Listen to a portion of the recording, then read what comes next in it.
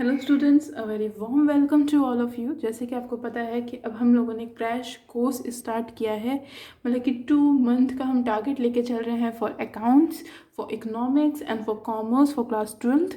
जिससे कि जिन बच्चों ने अभी तक किसी भी चीज़ की रिवीजन नहीं की है या अभी भी उनको कोई कॉन्सेप्ट्स हैं जो क्लियर नहीं है, उसको हम टाइम टू टाइम आपके अपलोड करते रहेंगे, आपके डाउट्स को हम क्लियर करते रहेंगे, राइट। आज का जो हम टॉपिक शुरू करने जा रहे हैं डेट इज़ शेयर्स। अब देखो, अकाउंट्स में काफ़ी पोर्शन में आपकी अकाउंट बटी हुई है। एक आपकी फाइनेंशियल पे बटी हुई है जिसमें कि आपको पार्टनरशिप वगैरह पढ़ने को मिल रही है। तो दूसरा पार्ट आपके कंपनी अकाउंट्स में डिवाइड किया गया है। हम जो स्टार्ट करेंगे सबसे पहले वो कंपनी अकाउंट्स को करेंगे क्योंकि द मोस्ट इम्पॉर्टेंट टॉपिक्स इसके अंदर आते हैं। साथ ही साथ कंपनी अकाउंट्स के अंदर आप लोगों की जो बेसिक डिटेल्स हैं या जो बेसिक चीज़ें हैं वो हमें पढ़ने को मिलेंगी। And the most important thing is partnership के लिए आपको लास्ट टाइम पे प्रॉपर रिवीजन का टाइम होना चाहिए, मिलना चाहिए, ताकि आपके जो डाउट्स हैं, जो प्रॉब्लम्स हैं, जो आप फेस करने वाले हैं वो हम क्लियर करते चलें।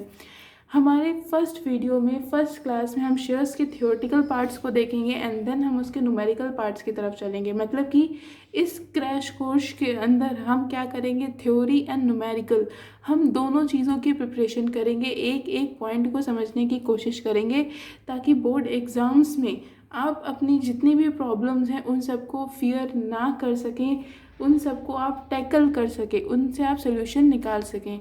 तो स्टार्ट करते हैं हम सबसे पहले द टॉपिक शेयर्स से। तो जो हमारा फर्स्ट टॉपिक है वो आपका शेयर्स है। क्या होता है शेयर्स, कम से कम हिस्से, इसका जो मीनिंग है वो आपको क्लियर होना चाहिए। इसके अंदर क्या बोला जाता है, according to section 2 subsection 84 of the Companies Act 2013, share means a part in the share capital of a company and introduce stock. Basically shares क्या होते हैं आपके, एक तरीके का आपकी कंपनी के अंदर जो भी कैपिटल इन्वेस्ट की गई है उसके छोटे छोटे हिस्से, जिससे कि एक कंपनी अपनी फाइनेंशियल रिक्वायरमेंट्स को कंप्लीट कर सकती है, उसे कवर अप कर सकती है, उसे हम क्या बोलते हैं, आपका शेयर्स कहते हैं। शेयर्स की डेफिनेशन सेक्शन 2 सबसेक्शन 84 के अंतर्गत दी गई है।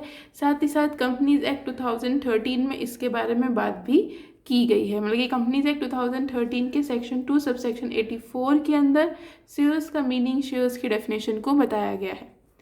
उसके बाद कहता है कि a company form of business organisation have their capital divided into shares of definite amount. A share holders liability is limited to the face value of share purchased by him. अब देखो होता क्या है कि जब भी बिजनेस ऑर्गेनाइजेशन की एक फॉर्म है कंपनी, ये तो हम ऑलरेडी पढ़ भी चुके हैं, आपके कॉमर्स के अंदर भी ये टॉपिक है, जिसे बताया जाता है कि बिजनेस ऑर्गेनाइजेशन का एक फॉर्म है कंपनी, जो कि क्या करता है, अपने शेयर कैपिटल, अपनी कैपिटल को छोटे छोटे हिस्सों में बांट देता है। अब देखो, अगर कंपनी रेगुलेट करना चाहती है, कंपनी हम चलाना चाहते हैं, तो हमें फाइनेंशियल रिक्वायरमेंट होती है। उस फाइनेंशियल रिक्वायरमेंट को कंप्लीट करने के लिए कंपनी पब्लिक से पैसा लेती है। और जब कोई कंपनी में इन्वेस्ट करता है, जो इंसान इन्वेस्ट करता है कंपनी में, उसे हम शेयर होल्डर्स कहते हैं। क्यों कहते हैं, क्योंकि हम अपनी शेयर कैपिटल का कुछ हिस्सा, मतलब कि अपने शेयर्स का कुछ हिस्सा उस पर्सन को दे देते हैं उसकी फेस वैल्यू के अकॉर्डिंग। मतलब कि अगर हमारी कंपनी में किसी इंसान ने 100 रुपये इन्वेस्ट किए हैं, तो हम क्या करेंगे, 100 रुपये की फेस वैल्यू का जो भी हमारे पास शेयर अवेलेबल होगा वो हम क्या करेंगे, उसको दे देंगे, राइट। तो ये शेयर्स होते हैं। कुल मिला के मीनिंग क्या है शेयर्स का, आपकी इंटायर कैपिटल का वो छोटा छोटा हिस्सा जो आप अपने इन्वेस्टर्स को देते हो as per the face value of shares. ठीक है। कितने तरह के शेयर्स होते हैं, कोर्स में जो आप क्वेश्चन सॉल्व करेंगे तो फिलहाल आपको 2 ही तरह के मिलेंगे, equity shares and preference share. हम इसके हर तरह के शेयर्स के बारे में पढ़ेंगे, समझेंगे। ऊपर ऊपर से सिर्फ हमें डिटेलिंग देखनी है, ज़्यादा अंदर नहीं जाएंगे, जिससे कि हम अपने थ्योरेटिकल एंड न्यूमेरिकल 2 मंथ्स के अंदर अंदर कंप्लीट कर सकें। सबसे पहला आता है equity shares. Holder of such shares are also known as the owner of the company. The equity share capital may be with voting rights or with differential right as the dividend votings or otherwise in accordance with such rules as may be prescribed। अब देखो equity shares क्या होते हैं, equity share holders को मतलब वो लोग जिन्होंने इक्विटी शेयर आपकी कंपनी से परचेज किए हैं उन्हें हम एज अ ओनर ट्रीट करते हैं। मतलब कि जिस इंसान ने इक्विटी शेयर हमारी कंपनी से परचेज किए होंगे हम उसे अपनी कंपनी का ओनर बोलेंगे। उसमें क्या होता है, जिस पर्सन का इक्विटी शेयर्स होता है उनके पास वोटिंग राइट्स होते हैं। वोटिंग राइट्स का क्या मतलब होता है, वो लोग मैनेजरियल एक्टिविटी में इंटरफेरेंस कर सकते हैं, अपनी बात को मैनेजमेंट के अंदर प्रेजेंट कर सकते हैं। यहाँ तक कि वो ये भी देख सकते हैं कि हमारे ऑर्गेनाइजेशन में वर्क कैसे परफॉर्म किया जा रहा है, हम क्या डिसीजंस ले रहे हैं, उन सब में अपने वोट्स देने के राइट इक्विटी शेयर होल्डर्स के पास होते हैं। इक्विटी शेयर होल्डर्स को साथ ही साथ डिविडेंड भी दिया जाता है, मतलब कि जो प्रॉफिट कंपनी अर्न करती है उसका कुछ हिस्सा इक्विटी शेयर होल्डर्स को दिया जाता है। बट एक्चुअल में होता क्या है, जब हम प्रेफरेंस शेयर्स को, अब देखो जब हम प्रेफरेंस शेयर्स को पैसा दे देते हैं उसके बाद ही हम किसे पैसा देते हैं, इक्विटी शेयर्स को पैसा देते हैं।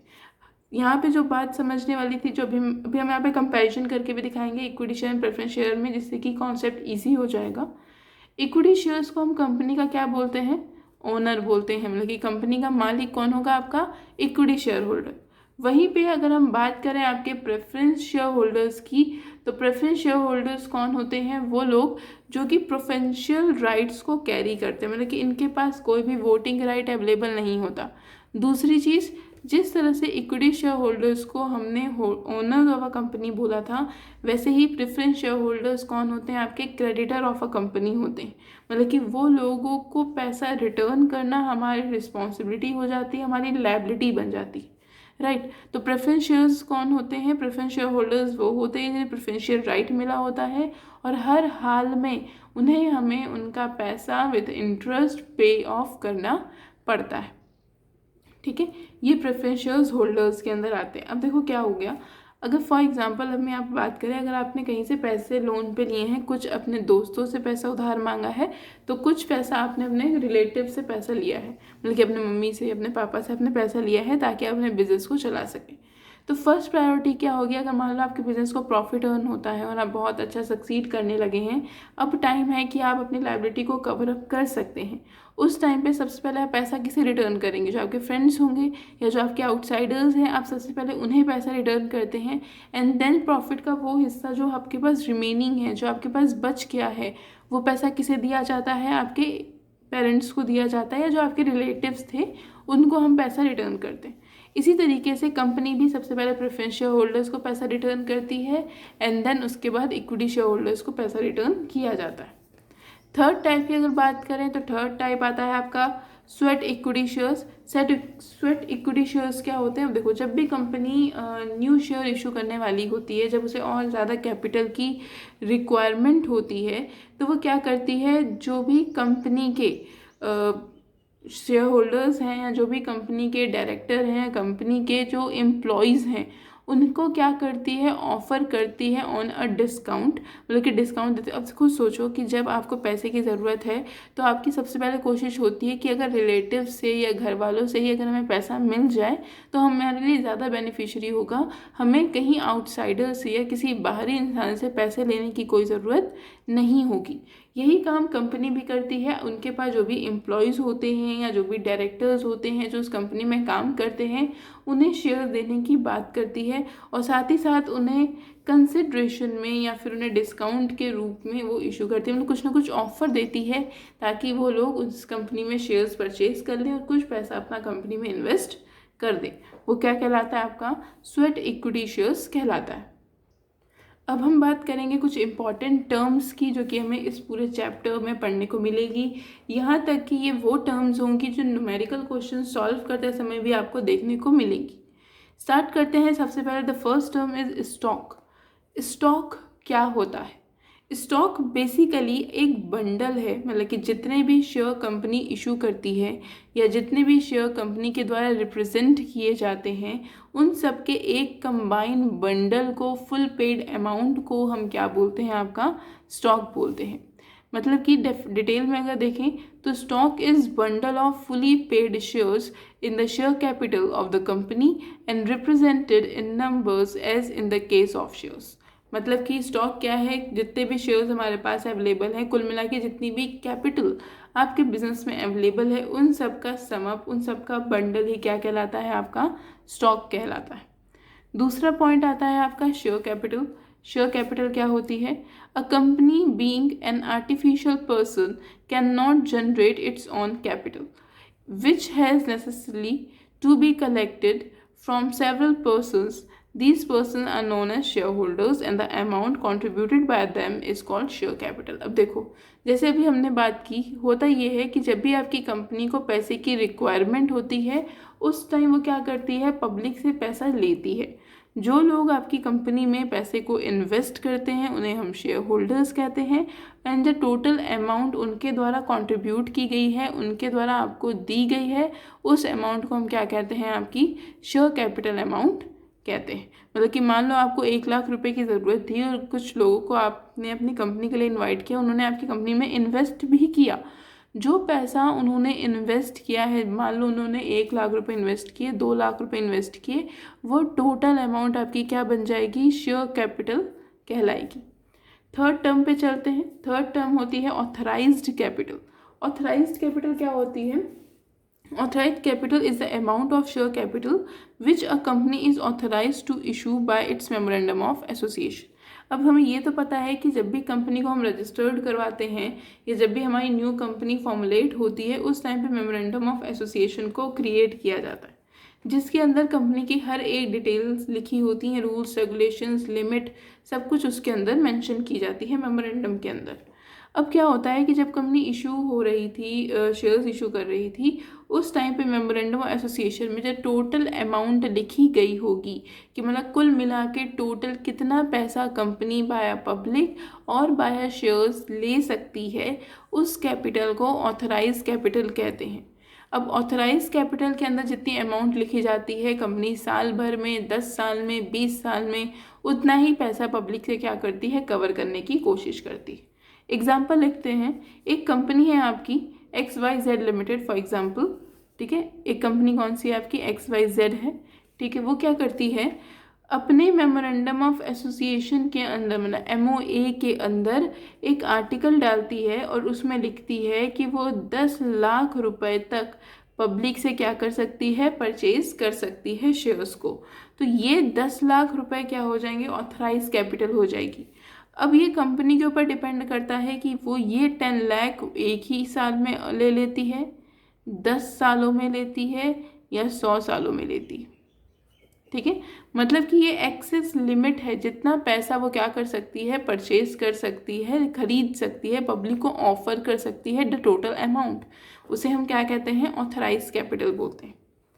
फोर्थ आता है आपका issued capital. Issued capital means such capital as the company issues for the time to time for subscription. It is that part of authorized capital which is offered by the company for subscription and includes the share allotted for consideration other than cash.